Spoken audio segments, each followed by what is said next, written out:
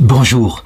Au XVIIe siècle, Jean de La Fontaine a écrit 240 fables. Toutes ont une morale, elles apprennent des leçons sur l'homme, sur les animaux, et les animaux servent souvent à comprendre les hommes. Et bien moi, je voudrais me servir de ces fables pour donner une leçon concernant le salut éternel.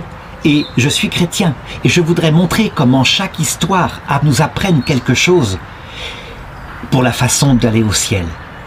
La première des fables s'appelle « La cigale et la fourmi ». Elle est bien connue, je vais la lire. Habituellement, le texte est compliqué, je ne le lis pas, je le raconte à ma façon. Mais d'abord, donnons la morale. Il faut savoir que cette vie est courte. Cette vie sert à accumuler un trésor. Pas un trésor pour la terre, on n'emporte rien dans le trou, mais un trésor pour le ciel. Et nul ne peut accumuler le trésor qui s'appelle charité, humilité, pour soi-même. Oh certes, si on a fait du bien, des gens prieront pour nous à l'heure de notre mort. Mais aimer, mais être humble, c'est quelque chose qu'il faut passer son temps à acquérir avec une autre vertu. L'espérance. L'espérance, c'est la certitude que cette vie, elle se termine par l'autre monde. Et voilà ce que raconte, pour l'illustrer, Jean de La Fontaine. Que chacun comprenne que la cigale, c'est celui qui n'accumule que des biens de la terre, qui sont du vent. Et la fourmi, c'est celle intelligente qui accumule les biens pour le ciel.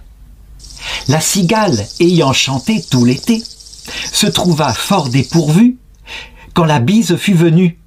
Pas un seul petit morceau de mouche ou de vermisseau.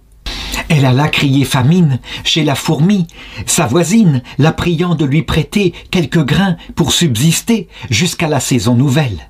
« Je vous paierai, lui dit-elle, avant l'août, foi d'animal, intérêt et principal. » Mais la fourmi n'est pas prêteuse, c'est là son moindre défaut. « Que faisiez-vous au temps chaud ?» dit-elle à cette emprunteuse. « Nuit et jour, à tout venant, je chantais, ne vous déplaise. »« Vous chantiez, j'en suis fort aise. Eh bien, dansez maintenant. »